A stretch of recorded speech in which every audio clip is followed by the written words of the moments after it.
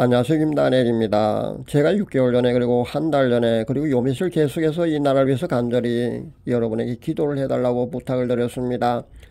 정치가 극심한 혼란과 수렁과 같은 깊은 혼동 속으로 진행되는 것을 제가 미리 보았기 때문에 그랬던 겁니다. 요 며칠 정말 시비가 연속으로 바뀔 만큼요 드라마틱한 상황의 연속이었습니다.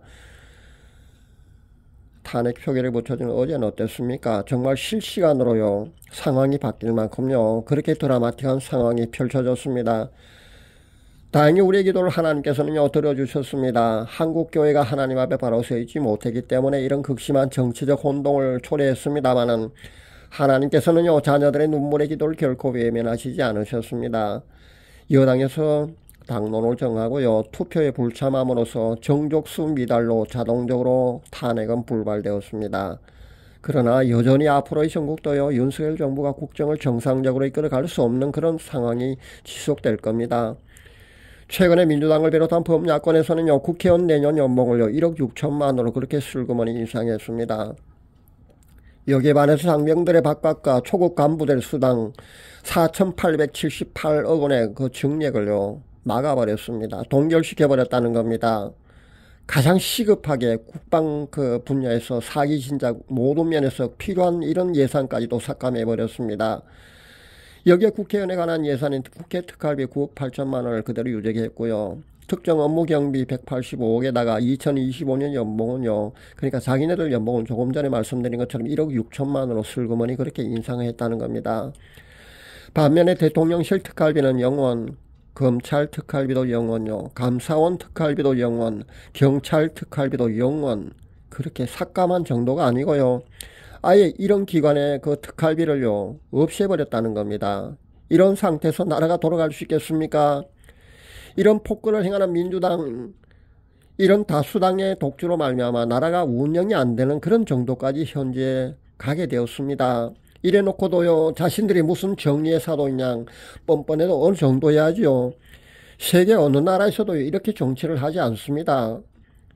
윤 정부가 출범한 뒤 지금까지 오로지 민생을 외면한 채 자기네 당대표 사법리스크 방탄에만 몰두해 왔지 않습니까?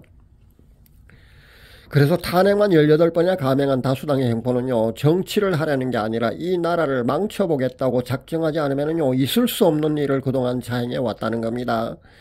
그동안 대한민국 모든 언론은 또 얼마나 선동에 앞장서 왔습니까? 그래서 선량한 국민들은요 그동안 광우병에 선동되었습니다. 그리고 세월에 선동되었고요, 해고염수에 선동되었고요, 코로나에 선동되었고 반일 감정에 또 선동되었습니다. 자신들의 악법을 만드는 것은 괜찮고요, 대통령이 거부권 행사를 하면은요 온갖 욕설을 해대면서요 비난을 해왔습니다.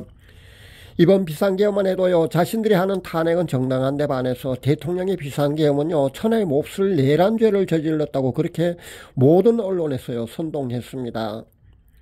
언론에서는요 하나같이 이것을 크게 부각시켜서 연을 떠들어댔지 않습니까? 이젠 국민들이 선동에 휘둘려서 감성적 사고에 젖어서 이런 선동에 속지 말아야겠습니다. 대통령의 탄핵 이거는요 정족수 미달로 이렇게 자동적으로 불발되었습니다. 그러나 앞으로 이 상태로는요 대통령의 국정 운영 아마 거의 불가능할 것 같습니다. 그래서 대통령이 이선 후퇴 같은 그런 정치적 해법이 아마 나올 것 같습니다. 이미 식물 대통령으로 오랫동안 아무 일도 못하게 된 그런 상태입니다만은 이제는 정말 국정 운영을 할 수 없는 그런 정도라고 보시면 됩니다. 하루속히 이 나라가 안정되고 정부가 정상적으로 국정 운영을 할 수 있도록 신실한 하나님의 자녀들의 끊임없는 기도를 여러분에게 간절히 부탁드립니다. 그리고 이 땅의 각 분야에서 아직도 활동하고 있는 공산주의 영이 세력을 잃고 완전히 소멸될 수 있도록요 기도의 용사들은요 계속해서 기도를 해 주시기를 간절히 부탁드립니다. 감사합니다.